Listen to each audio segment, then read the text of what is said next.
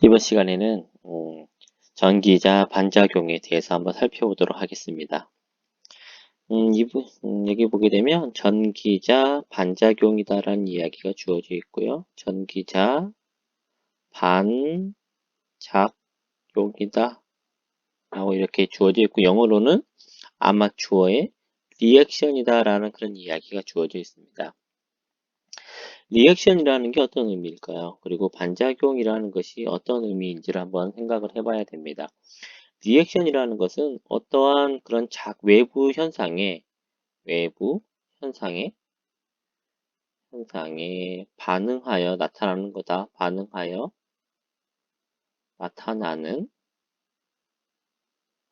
나타나는 현상을 리액션이다라고 그렇게 이야기를 할 수가 있습니다. 그리고 이 반작용이라는 의미 자체도 어떠한 그런 변화에 그런 반응하여 나타나는 작용이다라는 그런 의미를 가지고 있다라는 걸 먼저 한번 생각을 해볼 수가 있습니다. 첫 번째 정의를 보게 되면 전기자 도체에 전류가 흐르면 전기자 전류를 IA라고 하도록 할게요. IA에 이 전기자 도체에 전류가 흐르면 이 전류에 의해서 전기자 주변에 뭐가 만들어진다?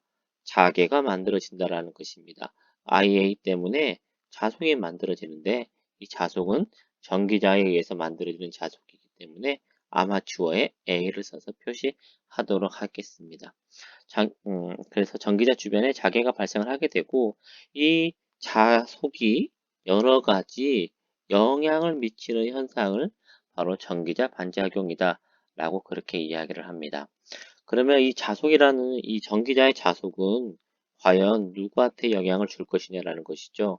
이 자속은 결국에 누구한테 영향을 주냐면 원래 자속을 만들어내는 부분이 있었어요. 우리가 발전기 직류 발전기에서 발전기의 구조를 보았을 때 구조를 크게 두 가지로 나누어서 봤습니다. 자속을 생성하는 부분이 있었고, 자속을 담당하는 부분이 있었고, 그리고 전류가 흐르거나 전류를 공급받는 부분이 있었습니다.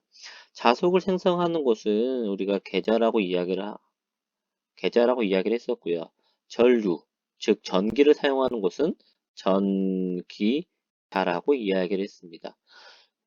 그래서 계좌에서 원래 하는 역할이 자속을 만들어내는 역할을 하게 되는데, 계좌는 자속만 만들어내는 역할을 하게 되고, 전기자는 즉 전류라는 게 전기적인 현상이잖아요. 이러한 전기를 공급받거나 전기를 생성하거나 하는 그런 기능을 담당을 하고 있었는데, 여기에서는 이 전기자가 지금 뭘 만들어 버렸다? 전기자에 흐르는 전기자 전류가 만들어지게 되고, 전기자 전류가 흐르게 되면 전기자 전류 때문에 전기자 자속이 생성이 되게 됩니다. 전기자 자속이 생성이 되어서 누구한테 영향을 미치냐면, 계자의 자속을 파이 F라고 하게 된다면 파이 F에 영향을 주는 영향을 미치는 현상을 바로 전기자 반작용이다 라고 그렇게 이야기를 하게 되는 것입니다. 그 아래쪽에 있는 영양 고찰에 대해서 한번 살펴보도록 하겠습니다. 첫 번째의 그 A라는 그림은 계자, 주, 자극, 즉 계자에 의해서 만들어지는 계자에서 생성되는 자속의 그런 형태이다라고 보시면 되겠습니다. 자속이라는 것은 N극에서 나와서 S극으로 향하는 이런 방향성을 가지게 되죠. 방향성을 가지게 되고, 그게 가까워질수록 증가했다가 극에서 멀어질수록 약해지게 됩니다.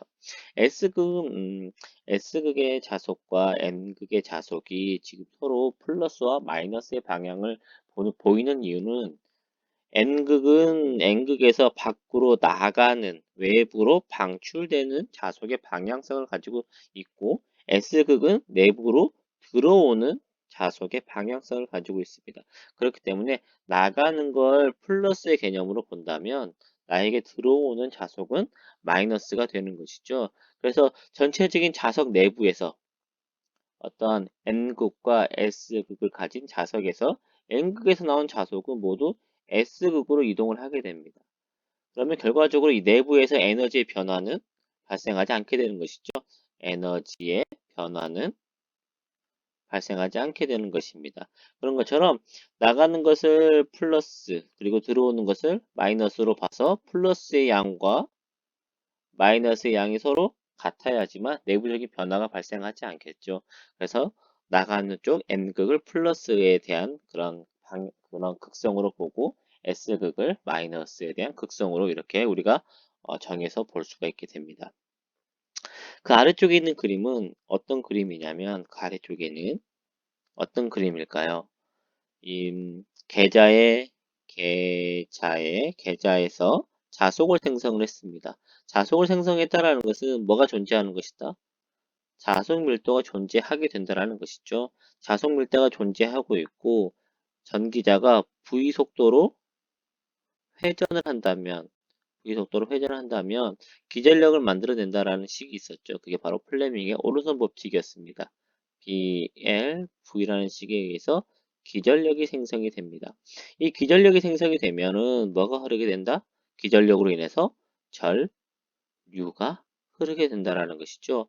기전력의 의미 자체가 전류를 흐를 수 있는 그런 힘을 우리가 기전력이다라고 이렇게 이야기를 합니다. 기전력과 좀 대응되는 말 중에 하나가 기자력이라는 말이 있는데요. 기자력은 말 그대로 자속을 이렇게 발생시키는 그런 힘을 기자력이다라고 이야기를 합니다. 여기에서 전기자의 전류가 흐르게 됩니다. 전기자 전류가 흐르게 돼요. 전기자 전류가 흐르게 되면 전류 때문에 뭐가 만들어지죠? 전류 때문에 전류가 흐르게 되면 암페어의 주의적분 법칙 자계에 대한 선적분은 그 내부를 통과하고 있는 전류와 같다라는 것 또는 비오사바르의 법칙에 의해서 일부 자계는 사파이 아래제곱분에 흐르는 전류 곱하기 미소 길이 곱하기 사인 세타 반지름 방향과 방향 벡터와 그리고 자속 벡터 사이에 이른 각도 로서 이렇게 이제 미소 자기의 세기를 계산할 수가 있는데 이 두 식의 관계는 이런 것이죠. 자속이 있으면 뭐가 만들어진다? 전류가 만들어진다라는 것입니다. 그리고 전류가 있으면 반대로 자속이 만들어지게 된다라는 그런 관계를 나타내고 있다라고 볼 수가 있습니다. 그래서 전기자의 전류가 흐르고 있기 때문에 전기자에서 뭐가 만들어지냐면 전기자 자속이 만들어지게 된다라는 것입니다. 전기자 자속이 만들어지게 되는데 이때 전기자 자속이 만들어지는 방향을 한번 살펴보도록 할게요. 전기자가 시계 방향으로 V라는 속도로 회전을 한다라고 보도록 하겠습니다. V라는 속도로 회전을 한다면 N극 아래에서의 전류의 방향성을 한번 보도록 하겠습니다. N극 아래에서는 자속이 N극에서 S극 방향으로 N극에서 S극 방향으로 향하는 자속 밀도가 만들어지게 될 것이고 이때 속도 벡터의 방향은 시계 방향으로 돌기 때문에 위로 향하는 속도 벡터의 영향을 받게 될 것입니다. 이때 플레밍의 오른손 법칙을 적용해 준다면 이 V에 의해서 앞쪽에서 뒤로 들어가는 기전력의 방향성을 갖게 되고요. 이 기전력의 방향성 때문에 앞에서 뒤로 들어가는 전류의 방향을 가지게 됩니다. 그래서 여러분들이 이 그림을 보시게 되면 그림이 어떻습니까? 지금 이 동그라미 하나가 전기자의 도체를 의미하고 있다라고 보시면 이 동그라미 안에 전류의 방향이 어떤 방향이죠? X자 모양을 하고 있죠. 이 X자 모양이 가진 의미는 나에게서 멀어지는 방향이다 라고 생각하시면 되겠습니다. 이 방향은 뭐 여러분들 다 알고 계시겠지만 그 화살을 쏘았을 때 화살이라는 걸 화살을 쏘게 되면 깃털이 뒷부분에 깃털이 붙어 있을 것이고요. 앞쪽에는 뭐가 붙어 있죠? 화살촉이 붙어 있을 것입니다. 그래서 날아가는 방향을 뒤에서 바라본다면 화살촉만 보이게 되겠죠. 화살촉만 이런 식으로 화살촉만 보이게 될 것이고, 앞쪽에서 바라본다면 날아오는 이 화살의 날개, 뒤에서 바라본다면 화살의 날개가 보이게 될 것이고, 앞에서 바라본다면 화살의 촉, 화살촉인 점이 보이게 되는 것입니다. 그래서 방향을 나타낼 때 어떤 그 크로스 형태, 십자가의 형태, 더하기 표시의 형태이다라면 나에게서 멀어지는 방향이다라고 볼 수가 있겠고, 점으로 표시되어 있다라고 한다면 나에게 다가오는 방향이다라고 그렇게 생각을 하시면 되겠습니다. 그래서 그것 때문에 n극 아래에서의 방향성은 다 어떤 방향성을 가지게 된다? n극 아래에서는 이런 플레밍의 오른손 법칙에 의해서 플레밍의 오른손 법칙 때문에 나에게서 멀어지는 x표의 전류의 방향을 가지게 됩니다. x표의 전류의 방향을 가지게 되고 s극에서 마찬가지 방법으로 계산해 본다. 마찬가지 방법으로 전류의 방향을 이야기해 보자면 s극도 S극 내부로 들어오는 자석 밀도의 방향을 가지게 될 것입니다. 여기는 N극이고 S극에서도 자석 밀도의 방향은 오른쪽 방향을 향하는 자석 밀도. 하지만 속도의 방향이 어떻게 됩니까? 시계 방향으로 도니까 아래쪽 방향으로 향하는 속도 벡터를 가지게 되겠죠. 아래쪽 향하는 속도 벡터의 방향을 가지게 됩니다. 그럼 이때 플레밍의 오른손 법칙을 적용시켜주게 되면 뒤쪽에서 앞쪽으로 나오는 기전력이 만들어지게 되고 이로 인해서 전기자 전류가 흐르게 됩니다. 그래서 S극에서 방향을 보게 되면 S극에서는 다 점으로 표시가 되어 있는 걸 확인해 볼 수가 있죠. 점으로 표시되어서 앞쪽으로 나오는 나에게 다가오는 방향의 전류의 방향성을 가지게 되는 것입니다. 그래서 이 전류의 방향 때문에 뭐가 만들어질까요? 전류가 있으면 뭐가 만들어진다? 자석이 만들어지게 됩니다. 이 만들어지는 자석의 방향은 암페어의 오른나사의 법칙의 방향으로 우리가 이야기를 해볼 수가 있겠는데요. N극에서는 안으로 들어가는 방향이기 때문에 자석이 이렇게 시계 방향으로 향하는 자석이 만들어지게 될 것이다 라고 그렇게 이야기를 할 수가 있겠습니다. 그러면 S극에서는 지금 앞쪽으로 나오고 있기 때문에 반시계 방향이 되겠죠. 반시계 방향의 자석을 만들어내게 된다 라고 이야기를 할 수가 있게 되는 것입니다. 그래서 이 내부적으로 보았을 때 이 전기자 내부에서는 어느 방향의 자석을 가지게 될까요? 지금 두 가지만 지금 다 지우고 두 개만 놓고 보도록 할게요. 지우고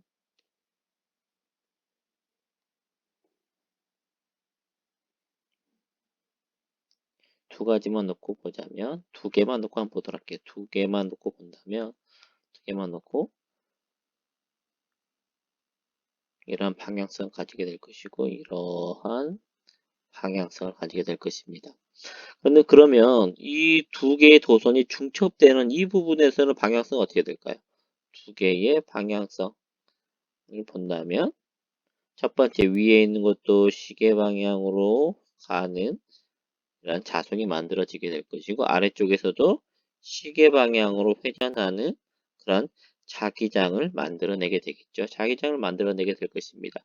그럼 이 부분은 어떻게 될까? 이 부분 서로 만나는 부분은 서로 방향이 어떻습니까? 서로 방향이 마주보는 방향을 가져버리게 돼요. 그래서 이 부분엔 자석이 서로 상쇄되어서 없어져 버리게 되고 결과적으로 남는 것은 아래쪽 방향성을 가지는 그런 자석의 방향성만 남게 되더라라는 것입니다. 그래서 전기자의 자석의 방향은 아래쪽 방향의 전기자 자석의 방향을 가지게 됩니다. 이는 마치 어떤 자석이 있는 거 비슷하다라고 볼 수가 있냐면 이쪽 부분에는 N극, N극 위쪽에 N극이 있고 아래쪽에 S극이 있는 이 자석이 있는 거와 마치 비슷한 형태를 가지게 되는 것입니다. 그래서 회전의 방향으로 보았을 때 계좌의 N극, 그 다음에 전기자의 N극, 그 다음에 계좌의 S극, 그 다음에 전기자의 S극이 이렇게 순차적으로 놓여 있는 그런 형태가 된다는 것이죠. 그래서 N극 다음에는 뭐가 있습니까? 전기자의 S극이 있게 됩니다. 그리고 S극과 N극 사이에는 전기자의 N극이 존재하게 되죠. 그래서 이로 인해서 이 전기자에서 만들어지는 자속이 S극에 가까이 갈수 반대로 적었죠. N극이죠. 여기가 N극, 여기가 S극이죠. S극. N극으로 갈수록 플러스의 그런 자속의 방향을 가지게 되고 S극으로 갈수록 이렇게 마이너스 방향으로 커지는 전기자의 자속을 가지게 되는 그런 자속에 대한 그래프를 얻을 수 있게 됩니다. 그런데 어쨌든 이 내부에서 보니까 전기자 내부에서 보았을 때 둘이 계자의 자속과 전기자의 자속이 별도로 존재하지는 않는다라는 것이죠. 서로 동시에 존재를 하게 됩니다. 계자의 자속 때문에 전기자의 전류가 흐르게 되고 전기자 전류 때문에 전기자의 자속이 만들어지게 됩니다. 전기자의 자속은 또 동시에 계자의 자속에 영향을 미치게 되는 것이죠. 영향을 미쳐서 서로 내부에 동시에 존재한다라고 그렇게 이야기를 할 수가 있습니다. 그러면 이때 어떤 현상이 벌어지느냐? 어떤 현상이냐면 N극에서 S극으로 주 자속이 가고 있는데 N극에서 S극 방향으로 주 자속이 파이 F가 지나가고 있는데 전기자의 자속이 아래쪽으로 밀어버리는 그런 형태가 됩니다. 그럼 밀어버리면 어떻게 될까요? 밀어버리면 내가 가는 방향이 있기 때문에 이렇게 기울어져 버리게 되는 것이죠. 이렇게 기울여져 버린다라고 말씀을 드릴 수가 있겠습니다. 기울여져 버리는 그런 현상이 나타나게 돼요. 그래서 이 현상을 두 개의 자속, 주 계자의 자속과 첫 번째 A 그림에 있는 주 계자의 자속과 B 그림에 있는 주 계자의 자속 파이 F와 그 다음에 전기자의 자속을 서로 더해보니까 주 계자의 자속과 전기자의 자속을 서로 더하니 세 번째에 있는 그런 그래프의 모양을 가지게 되더라라는 것입니다. 여기 있는 그림이 좀 잘못되어 있는데요. 이 중심점을 쭉 이어 보니까 0이 되지 않죠. 주 계좌의 자속은 0이지만 계좌의 자속은 어떻습니까? 아직 0이 되지 않았습니다. 그래서 어느 정도의 크기를 가지게 되고요. 결국에 어디에서 마이너스가 되냐면 계좌의 자속은 마이너스가 되고 전기자의 자속은 아직 플러스인 구간, 즉 이 부분쯤이다라고 가정을 하도록 할게요. 여기쯤에서 제로점이 나타나게 될 것입니다. 그러면 실제 그래프의 모양은 어떤 식으로 형성이 되냐면 계좌의 자속이 옆으로 다 제로점이 옆으로 이동해서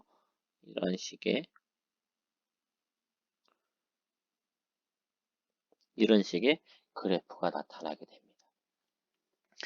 그리고 그 C번의 왼편에 있는 그림에서도 우리가 확인해 볼 수가 있는데 지금 원래는 N극에서 S극 방향으로 자속이 향해야 되는데 지금 이제 핑크색의 그래프로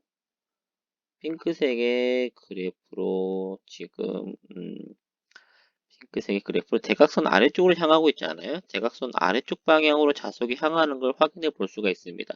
이는 마치 자석이 이쪽이 N극 그리고 대각선 아래가 S극의 형태이다 라고 볼 수가 있습니다. 이는 마치 자석이 이동하는 형태가 되죠. N극과 S극이 이렇게 좀 일정한 각도만큼 틀어져 버리는 그런 형태를 가지겠다 라고 이렇게 이야기를 할 수가 있겠습니다. 그 다음에 이제 영향의 결과를 한번 살펴보자 이겁니다. 이 전기자 반작용의 영향을 한번 살펴보도록 할게요. 첫 번째 있는 게 전기적인 중성축으로 이동해 버린다라는 이야기가 있는데요. 전기적인 중성축이 이동한다. 라고 이렇게 다시 한번 정정해서 말씀드리도록 할게요. 전기적인 중성축이라는 것은 어떤 거냐면 플러스도 아니고 마이너스도 아닌 구간, 즉 제로가 되는 점이다. 전기적인 크기가 0이 되는 지점이다라고 말씀드릴 수가 있습니다. 원래는 기전력이라는 게 뭐에 비례를 하냐면 기전력인 E는 BLV로서 도체의 길이가 일정하고 속도가 일정 속도로 회전을 한다면 기전력은 자속 밀도의 비례를 하게 됩니다. 그래서 자속 밀도가 제로가 되는 지점, 즉 두 n극과 s극의 중간이 즉 여기가 뭐가 된다? 중성축이 되는 것이죠. 원래의 중성축은 n극과 s극 사이가 중성축이었습니다. 하지만 세 번째 그림을 보니까 세 번째 그림을 보았을 때 자극이 마치 이렇게 일정한 각도만큼 이동해 버리는 그런 형태를 가지게 되더라라는 것이죠. 그에 따라서 자극이 어떻게 됩니까? 원래 가지고 있던 중성축에서 이 핑크색으로 이동해 버리는 자극만큼 이동해 버리게 된다. 중성축이 이동해 버리는 그런 현상이 나타나게 됩니다. 중성축의 이동이 나타나게 됩니다. 중성축이 이동하게 돼요. 중성축 이동해버리는 그런 현상이 나타난다라고 말씀드릴 수 있겠습니다. 그리고 주자속이 감소한다 라고 이제 말씀을 드릴 수가 있겠는데요. 이것은 이제 그런 뒤에서 보게 될 전기자 반작용의 두 가지 현상이 있어요. 전기자 반작용을 보게 되면 전기자 반작용의 두 가지 현상이 있습니다. 자속을 이동시키는 편자작용이라는 것이 있고요. 편자작용이 있고 주자속을 감소시키는 감자작용이라는 게 있습니다. 두 번째 현상이다라고 보시면 되겠습니다. 자속을 감소시켜버리는 감자작용을 하게 되는 것이죠. 그리고 세 번째, 정류자편 간의 전압이 균일하지 못하게 된다라는 것입니다. 그 이유는 어떤 거냐면 첫 번째 A번의 그림을 보게 되면 자속이 어떻습니까? 자속이 그래도 자극 밑에서는 균일하게 만들어지게 됩니다. 균일하게 나타나요. 균일하게 나타나서 기전력의 변화가 그렇게 크게 나타나지 않습니다. 자극의 밑에서는 균일하게 나타나는데 세 번째 보니까 자극이 첫 번째는 낮았다가 자극의 첫 단에는 낮았다가 후단에 자속이 높아져 버리게 됩니다. 마찬가지로 S극에서도 전단에서는 낮았다가 후단에서 자속이 높게 나타나 버리게 돼요. 그런 것은 그래서 기전력이 자속 밀도에 비례를 하기 때문에 브러쉬 전단, 정류자편에 어떤 정류자편에서는 전압이 높게 나타나는 부분이 존재하게 되고 또 어느 부분에서는 이 자속이 낮기 때문에 낮은 전압이 만들어지게 된다는 것이죠. 그래서 정류자편 사이에 전압이 균일하지 못하게 만들어지는 그런 세 가지 영향을 받게 되는 것입니다. 그러면 이거에 대한 대책에 대해서 한번 생각을 한번 해보도록 하겠습니다.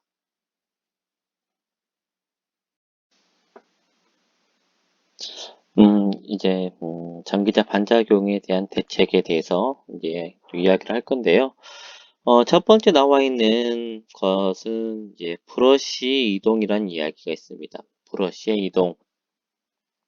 브러쉬라는 것은 어디에 위치를 하고 있는 거냐면 브러쉬는 원래 전기적인 중성축에 위치를 하고 있습니다. 중성축에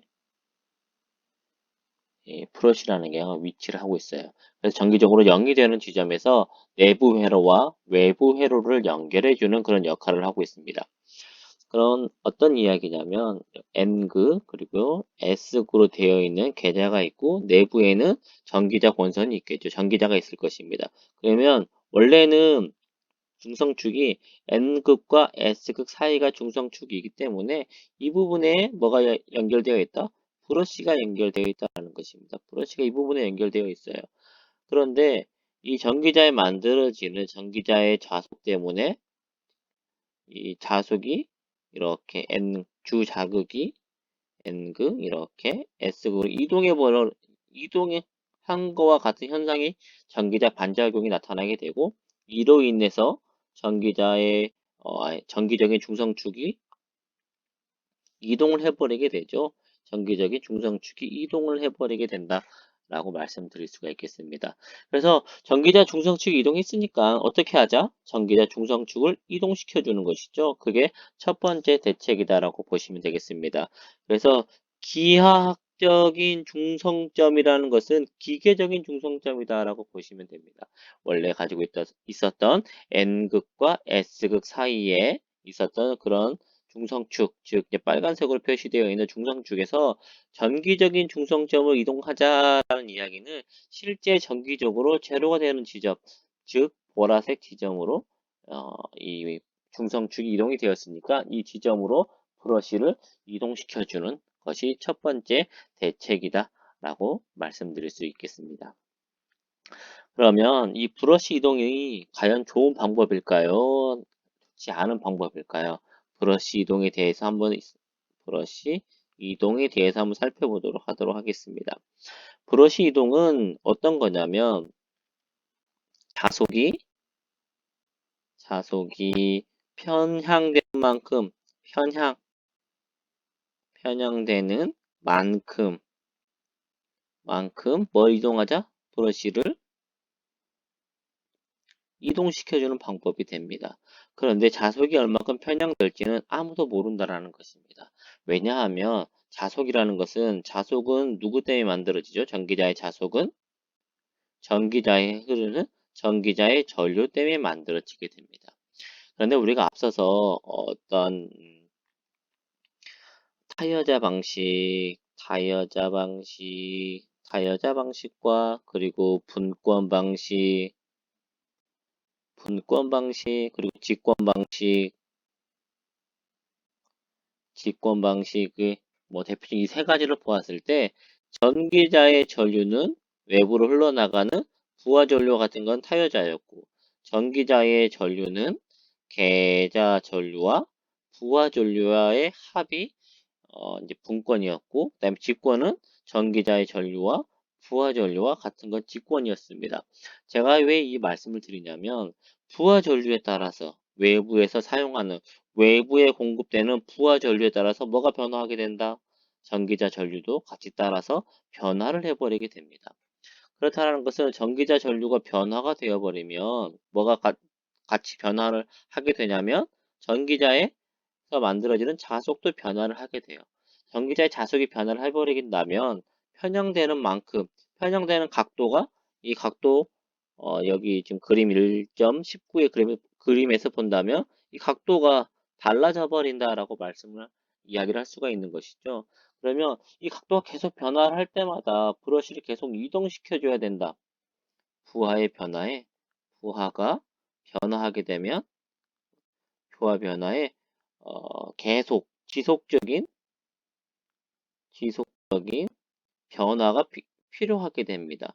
그래서 결코 좋은 방법이 될 수가 없다. 뭐 임시적으로 사용할 수 있는 방법이긴 하지만 그렇게 좋은 방법이 될 수는 없다라고 말씀을 드릴 수가 있겠습니다. 발전기란 회전 방향으로 그리고 전동기는 회전 방향의 반대 방향으로 이렇게 회전을 시켜주면 된다.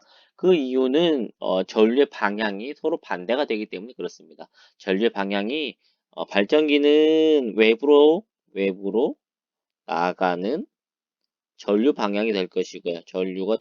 전류의 방향을 가지게 되고 모터는 내부로 공급되는 방향을 가지게 되죠. 공급되는 방향을 가지기 때문에 전기자의 전류의 방향이 반대가 되고 이로 인해서 내부에서 만들어지는 자석의 방향이 반대가 되기 때문에 이 브러쉬의 이동되는 방향도 반대 방향이 됩니다. 그래서 발전기는 회전 방향 그리고 전동기는 회전의 반대 방향으로 회전을 시켜주는 방법이 바로 브러쉬 이동 방법이다 라고 말씀드릴 수 있겠습니다. 그 아래쪽에 있는 두 번째 방법에 대해서 한번 살펴보도록 할게요. 보상권선이란 방법이 있습니다. 보상권선, 말 그대로 보상해주는 선을 사용하자라는 것입니다. 어떤 걸 보상을 해줄까요? 어떤 걸 보상을 해줘야 됩니까? 전기자 자속을 보상해주는 전기자의 자속을 보상해주는 권선을 감아서 그만큼 전기자의 자속의 영향을 줄여주는 방법이 바로 보상권선 방법이다 라고 말씀드릴 수 있겠습니다. 보상권선에 대한 이야기는 뒤쪽에서 다시 좀 자세하게 살펴보도록 하겠고요. 이런 방법이 있다. 보상권선이 있다. 그래서 결과적으로 전기자 반작용의 가장 좋은 방법이 무엇이냐라고 한다면 바로 보상 권선 방법이 가장 좋은 전기자 반작용 대책이다 라는 그런 이야기를 제가 드릴 수 있겠습니다. 그 다음으로는 전기자 기전력의 이분력이다라는 그런 부분이 주어져 있는데요. 이 분력은 어떤 겁니까? 두 가지로 나뉘어지는 힘이다 라고 그렇게 말씀을 드릴 수가 있겠고요. 그래서 보게 되면 그림 1.19를 보게 되면 전기자 반작용 때문에 중성축 이동을 하게 되었죠. 중성축 이동을 하게 되었습니다. 중성축 이동을 했어요. 중성축이라는 게 이동을 하게 되었고, 중성축 이동을 하게 되고, 원래 N극 아래에 있던 부분, 원래 이 부분이 어디 아래에 있던 부분이죠? 이 부분이 N극 아래에 있던 부분이 될 것이고요. 그리고 반대 부분은, 이 부분은 S극 아래에 있는 그런 방향이다 라고 말씀을 드릴 수가 있겠습니다. ATF라는 것은 주 계좌 자속에서 만들어지는 기자력인데요. 주 계좌 기자력은 N극에서 S극 방향으로 향하고 있잖아요. 그래서 N극에서 S극 방향으로 향하는 방향으로 주 계좌의 기자력이 만들어지게 된다. 주 계좌 기자력이 만들어지게 되는데 여기에 뭐가 더해지게 됩니까? 어떤 기자력이 더해지게 된다? 전기자에서 만들어지는 전기자 기자력이 더해지게 된다라는 것입니다. 그래서 이 두 개의 기자력을 합성한 기자력은 벡터 합에 의해서 이렇게 대각선 아래쪽 방향으로 합성 기자력을 가지게 된다는 것이죠. 합성 기자력입니다. 합성 기자력이 다음과 같이 나타나게 됩니다. 그럼 여기에서 이제 전기자 기전력을 두 가지로 나누어서 보자라는 것입니다. 전기자 기자력이 지금 대각선 아래쪽 방향인데 벡터의 그 합과 분리에 의해서 벡터의 그 전기자의 기자력을 두 가지의 성분으로 가로축 성분과 세로축 성분으로 나누어서 볼 수가 있다는 것입니다.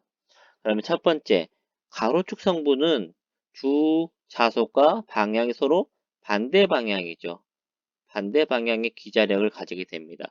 그러면 이 주 계좌의 기자력을 감소시키는 것이죠. 그래서 감소시키기 때문에 전기자의 자속을 감소시키는 감자 기자력이다라고 부르게 됩니다. 그리고 ATC는 아래쪽 방향, 세로축 방향이 되는데요. 이 기자력은 주 계좌의 기자력과 서로 교차하는 방향성을 가지기 때문에 이걸 교차 기자력이다 라고 그렇게 이야기를 하게 됩니다. 그러면 이제 이 전기자의 감자 기자력이 얼마인지 그리고 교차 기자력이 얼마인지를 한번 살펴보자 이겁니다. 살펴볼 건데요. 여기에서 기자력은 AT로 나타내고 있는데 제가 전에 한번 말씀드렸을 거예요. 이건 어떤 의미이다? 암페어, 턴, 턴을 나타내고 있다는 것입니다. 암페어는 즉 뭐다? 흐르는 전류라는 것이죠. 흐르는 전류. 그리고 턴은 권선수를 나타냅니다. 권선수를 나타내고 있습니다. 그래서 전류와 권선수의 곱을 이용을 한다면 감자 기자력이 얼마인지 그리고 교차 기자력이 얼마인지를 확인을 해 볼 수 있게 됩니다. 그러면 첫 번째 감자 기자력에 대해서 한번 살펴보도록 하겠습니다. 감자 기자력 먼저 보도록 할게요. 감자 기자력을 볼 건데, 그러면 감자 기자력이 미치는 그런 영향은 과연 어느 부분인지를 보자 이거죠. 감자 기자력이 영향을 미치는 범위를 한번 살펴보도록 하겠습니다. 영향을 미치는 범위를 살펴볼 건데, 이건, 도체 하나하나에서 만들어지는 그런 자속의 방향을 가지고 이야기를 하게 됩니다. 이 부분에서는 자속이 이런 식으로 만들어지게 될 거예요. 이런 식으로 만들어지게 되는데 결과적으로 합성되는 방향을 보니까 이 부분에서는 어떻습니까? 방향성이 왼쪽 방향으로 향하는 방향성을 가지게 되더라라는 것입니다. 그리고 나머지 구간에서는 나머지 구간에서는 아래쪽 방향으로 향하는 방향성을 가지게 됩니다.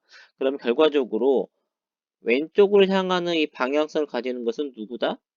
감자, 기자력의 영역이 되는 것이고 아래쪽에 대한 영역은 누구 영역이다? 교차, 기자력의 그런 그 영향을 받게 되는 그런 구간이다라고 볼 수가 있는 것이죠. 그러면 감자 기자력의 영향을 받는 한 극당 도체의 수를 보자 이겁니다. 한 극당 도체의 수는 전체 도체 1극의 전체 도체 수는 1극당 전체 도체수. 도체수는 전체의 도체 전기자 도체를 극으로 나눠버리면 1극당 가지는 도체의 수를 우리가 알 수 있게 됩니다. 이 중에 감자 기자력의 범위는 어떻습니까? 감자 기자력의 범위를 보니까 감자 기자력의 범위는 파이분의 2알파만큼의 범위를 가지게 되더라라는 것이죠. 파이분의 2알파만큼이 감자 한극당이 아니라 이제 감자 기자력의 도체수가 되는 것입니다. 감자 기자력의 도체수가 파이분의 P분의 Z 곱하기 파이분의 2알파가 한극당 도체수가 됩니다. 그런데 이 권선수 1권선은 몇 개 도체이다? 1권선은 도체 몇 개? 도체 두 개로 구성이 되어 있죠. 그래서 한극당 도체수를 2로 나누어 주면 이제 권선수를 계산할 수 있게 됩니다. 그러면 이제 뭐가 계산이 되었냐면 턴수가 계산이 되었네요. 턴수는 얼마입니까? 턴수는 파이분의 2 알파 곱하기 P분의 Z 곱하기 2분의 1이다. 라고 그렇게 이야기를 할 수 있게 됩니다. 그래서 이제 권선수가 되는 것이고요. 그리고 그 다음에 이제 전류값을 과연 전기자 도체에 얼만큼의 전류가 흐르게 되는지를 보자 이겁니다. 도체 하나당 얼만큼 흐르는지를 보게 되면 전체 전기자에 흐르는 전류는 전체 전기자 전류입니다. 전기자 전류예요.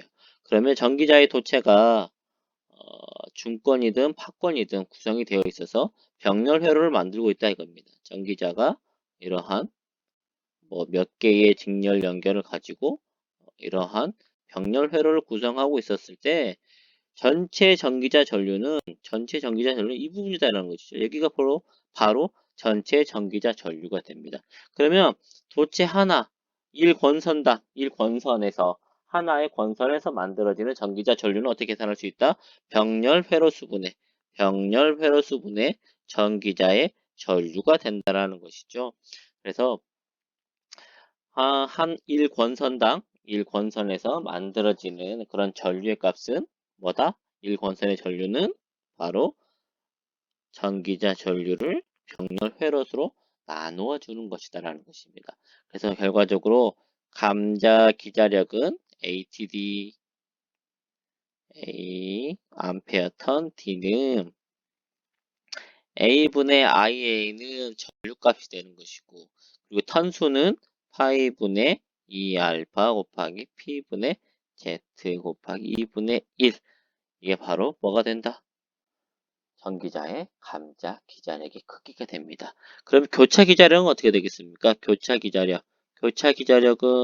흐르는 전류는 같겠죠. 흐르는 전류는 A분의 IA의 전류가 흐르게 될 것이고 교차 기자력이 가지는 범위는 베타만큼의 범위이고 그리고 도체의 숫자는 도체의 숫자 1극당 도체의 숫자는 P분의 Z 2분의 1이다 라고 나타낼 수가 있는 것입니다.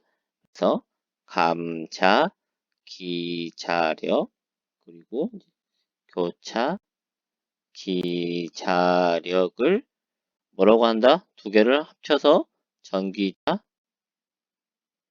기자력의 2분력이다 라고 그렇게 이야기를 하게 되는 것입니다.